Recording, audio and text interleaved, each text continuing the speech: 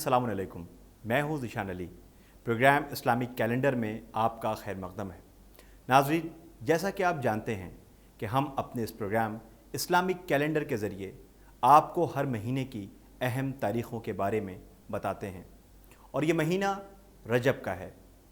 13 तारीख़ रजबुल मुरज्जब यानी 30 आमुल फ़ील ही वो अहम तारीख़ थी जिस तारीख़ को जानशीन पैगम्बर हज़रत अली अलैहिस्सलाम की विलादत हुई थी।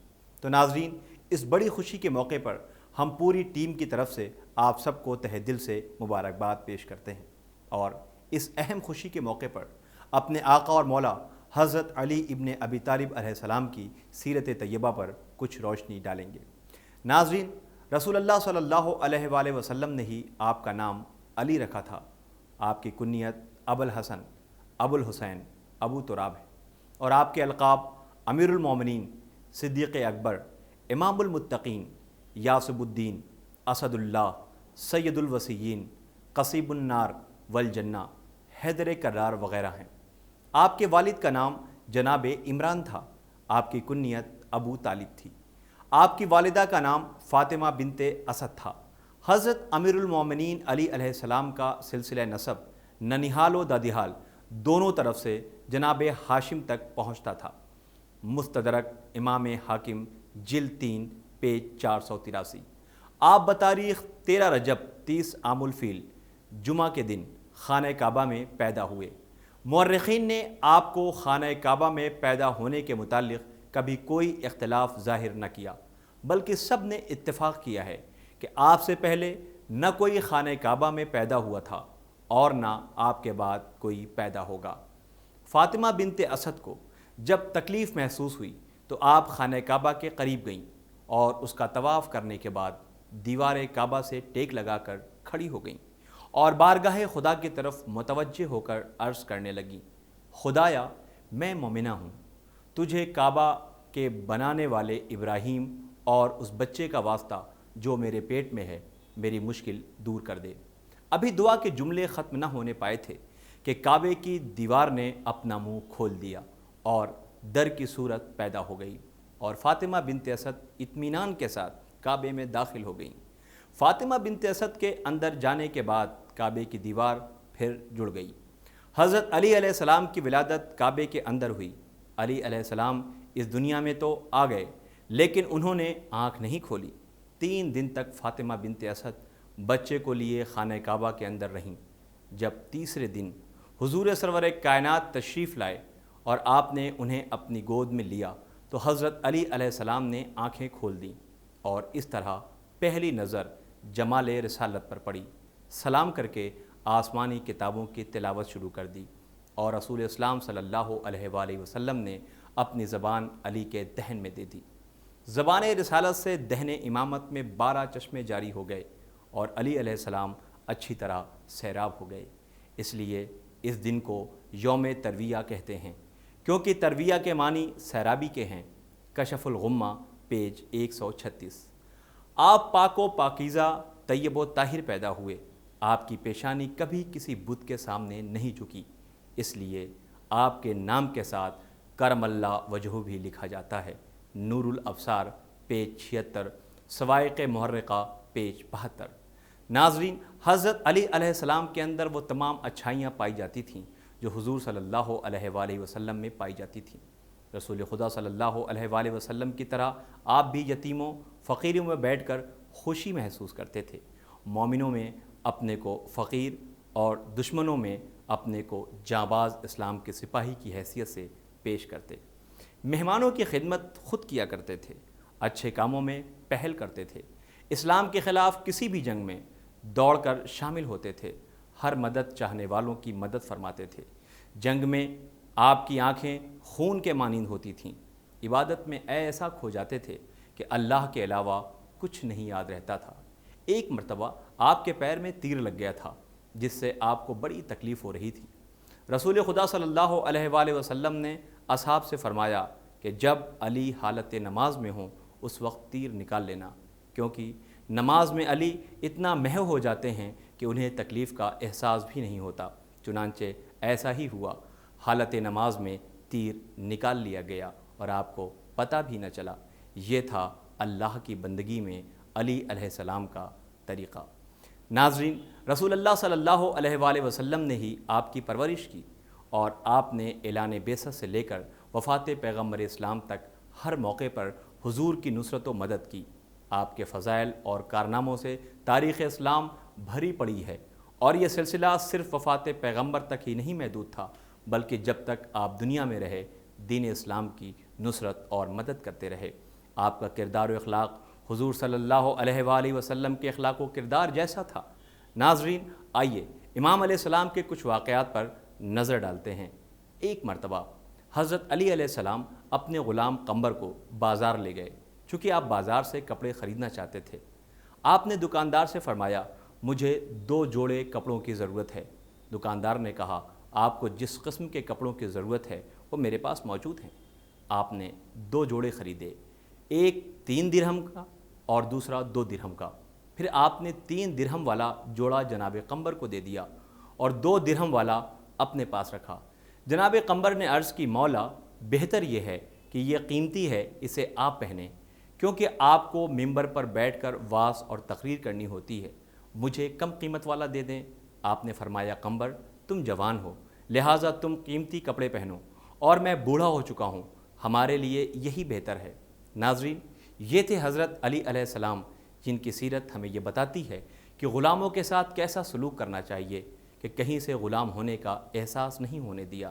آپ نے جناب قمبر کو بہتر لباس یہ کہہ کر دے دیا کہ تم جوان ہو، یہ تم پر زیادہ اچھا لگے گا، اور میں بوڑھا ہو چکا ہوں، میرے لیے یہی بہتر ہے۔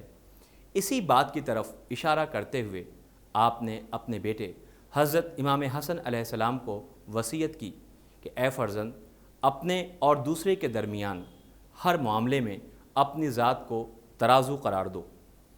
جو اپنے لیے پسند کرتے ہو وہی دوسروں کے لیے پسند کرو، اور جو اپنے لیے پسند نہیں کرتے اسے دوسروں کے لیے بھی پسند نہ کرو۔ جس طرح یہ چاہتے ہو کہ تم پر زیادتی نہ ہو، اسی طرح دوسروں پر بھی زیادتی نہ کرو۔ جس طرح تم یہ چاہتے ہو کہ تمہارے ساتھ اچھا سلوک ہو، اسی طرح تم دوسروں کے ساتھ بھی اچھے سلوک کیا کرو۔ دوسروں کی جس برائی کو ناپسند کرتے ہو اسے اپنے لیے بھی برا سمجھو، اور جس رویے کو اپنے لیے اچھا سمجھتے ہو اس کو دوسروں کے لیے بھی اچھا سمجھو، اور جو بات نہیں جانتے اس کے بارے میں زبان نہ کھولو۔ دوسروں کے لیے وہ بات نہ کہو جو اپنے لیے سننا گوارا نہیں کرتے۔ ناظرین، یہ وصیت اصل میں ہمارے لیے ہے، جس میں حضرت امام حسن علیہ السلام کو مخاطب کر کے ہمیں نصیحت کر رہے ہیں اور ہمیں زندگی گزارنے کا طریقہ سمجھا رہے ہیں۔ حضرت علی علیہ السلام جیسا عادل آج تک دنیا نے نہیں دیکھا۔ آپ عدل کے لیے اتنے حساس تھے کہ اپنے قاتل کے لیے بھی بے انصافی کو پسند نہیں فرمایا۔ جب آپ کو ضربت لگانے والا عبد الرحمن ابن ملجم کو آپ کی خدمت میں پیش کیا گیا اور کہا گیا کہ یہ شخص لوگوں میں کہتا پھرتا ہے کہ میں علی کو قتل کروں گا، لہٰذا آپ اسے سخت سزا دیں، مولا نے فرمایا، مجرم کو جرم سے پہلے سزا کیسے دے سکتا ہوں، اس لیے کہ ابھی اس نے جرم نہیں کیا ہے، اور جب تک یہ جرم نہیں کرتا اس کو سزا دینا عدل کے خلاف ہے۔ تو یہ ہے عدل، جس کی وضاحت مولا نے کر دی کہ عدل کسے کہتے ہیں، اور یہی وہ اخلاق و کردار تھا جس کا قصیدہ آج ساری دنیا پڑھ رہی ہے کہ علی جیسا عادل ڈھونڈنے پر بھی نہیں ملے گا۔ بہار الانوار جلد 5 پیج 126۔ ناظرین، امام علیہ السلام ہر ایک کی مدد کرتے تھے، چاہے وہ غریب و مسکین ہو یا کوئی اور، لیکن آپ کی کوشش ہمیشہ یہی رہی کہ کوئی بھی بھوکا نہ سوئے، اس لیے آپ رات کے وقت اپنی پیٹھ پر روٹیوں کا گٹھر لے کر گھر سے جاتے اور بھوکوں کو روٹیاں تقسیم کرتے وقت اپنے چہرے پر نقاب ڈالتے رہتے تھے جس سے کوئی آپ کو پہچان نہ سکے۔ اس طرح آپ کی زندگی بھر یہی کوشش رہی کہ کوئی بھی شخص بھوکا نہ سونے پائے۔ ایک دن کا واقعہ ہے، امام علیہ السلام گھر سے باہر کسی کام سے جا رہے تھے کہ آپ نے دیکھا کہ ایک غریب عورت کے بچے بھوک کی وجہ سے رو رہے ہیں، اور عورت نے بچوں کو بہلانے کے لیے ایک برتن کو چولہے پر رکھ کر اس کے نیچے آگ جلا دی تاکہ بچے یہ سمجھیں کہ ان کی ماں ان کے لیے کچھ پکا رہی ہے، جبکہ اس برتن میں پانی کے علاوہ کچھ بھی نہیں تھا۔ حضرت علی علیہ السلام نے یہ درد بھرا منظر دیکھا، فوراً گھر تشریف لائے کچھ چاول، آٹا اور گھی لیا اور اس کو دینے کے لیے گھر سے نکلے تو قمبر نے عرض کیا، مولا یہ وزن میں اٹھا لوں گا، مجھے دے دیجئے۔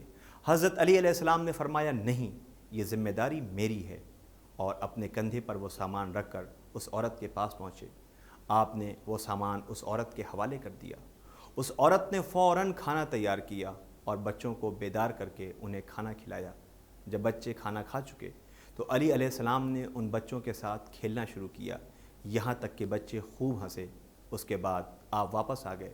قمبر نے عرض کیا، مولا آپ نے سامان کی جو بوری خود اٹھائی تو میں سمجھ سکتا ہوں، لیکن آپ بچوں کے ساتھ کھیلتے رہے اور انہیں ہنساتے رہے، آخر اس کا مقصد کیا تھا؟ آپ نے فرمایا، قمبر میں نے بچوں کی دو حالتیں دیکھی تھیں، انہیں بھوکا دیکھا تھا اور انہیں روتا ہوا دیکھا تھا۔ کھانے کے ذریعے سے ان کی بھوک دور ہوئی، چونکہ انہیں روتا ہوا دیکھ چکا تھا اس لیے میں نے چاہا کہ انہیں ہنستا ہوا بھی دیکھ لوں۔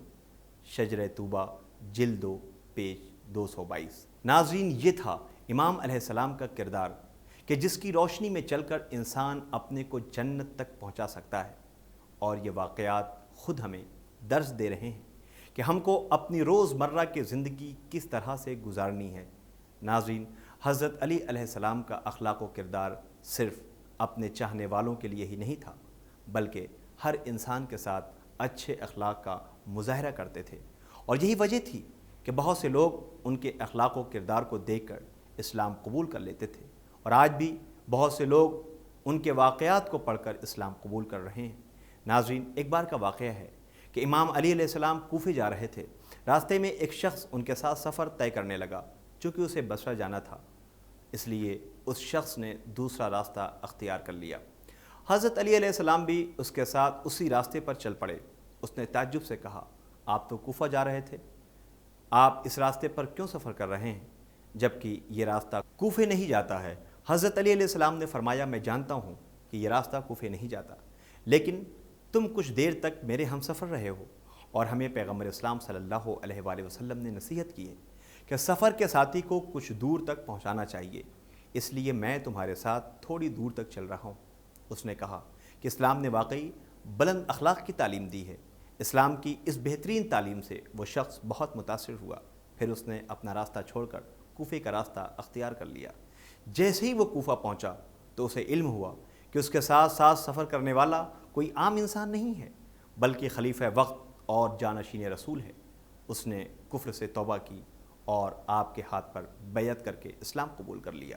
بہار الانوار جلد 16 پیج 44۔ ناظرین، یہ تو تھے حضرت علی علیہ السلام سے متعلق کچھ واقعات۔